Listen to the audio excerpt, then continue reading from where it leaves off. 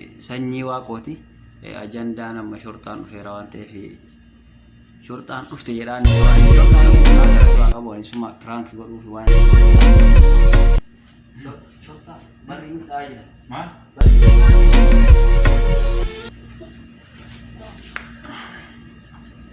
ashama harka fuune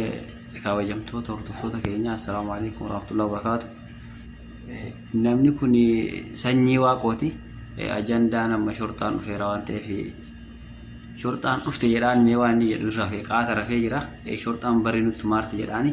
isinuma hordofaa waan inni jedhu walumaan laalaan rafu jira gammaan argine shorxaan illee dhumne rabbi nurraa qabu anisuma prank godhuuf waan inni jedhu laala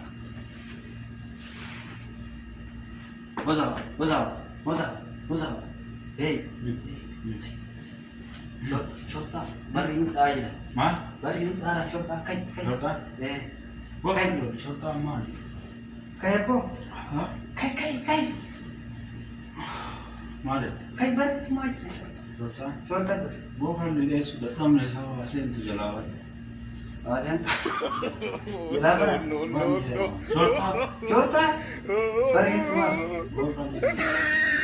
ha buyu dia sudah tamne di kelas ya bukan ya kan bukan dia apa asen tu maal shorxaan kai ya gimana bang syanta buran nak kai shortan bari gimana me wallahi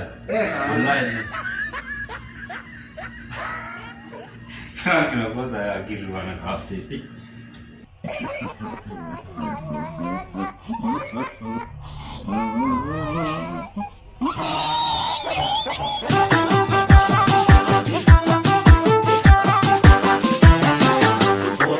Abdiin